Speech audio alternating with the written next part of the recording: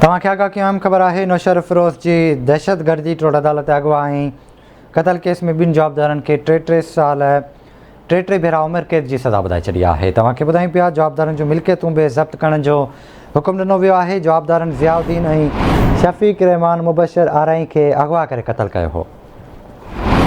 अहम ख़बर आहे तव्हांखे नौशर फिरोज़ मां ॾियूं पिया। नौशर फिरोज़ जी दहशतगर्दी टोड़ अदालत अॻुवाणी क़तल केस में ॿिनि जवाबदारनि खे टे भेरा उमिरि क़ैद जी सज़ा ॿुधाए छॾी आहे। जवाबदारनि जूं मिल्कियतूं बि ज़ब्त करण जो हुकुम ॾिनो वियो आहे। जवाबदारनि ज़ियाउद्दीन ऐं शफ़ीक रहमान मुबशर आरई खे अगवा करे क़तल कयो हो। अहम ख़बर आहे नौशर फिरोज़ जी दहशतगर्दी टोड़ अदालत अॻुवाणी क़तल केस में ॿिनि जवाबदारनि खे टे भेरा उमिरि क़ैद जी सज़ा ॿुधाई आहे। तफ़सील वठंदासीं नौशर फिरोज़ मां ज़ाहिद क़ाइम खानी खां। ज़ाहिद आगाह कजो।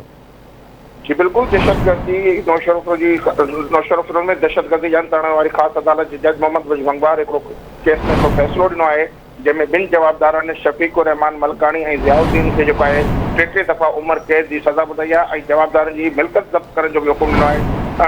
जवाबदारनि जेको आहे 18/11/2014 ते जेको आहे बशीर अहमद आरई खे मुबशर आरई खे जेको आहे दादू ज़िले में अगवा करे ऐं क़तलु कयो।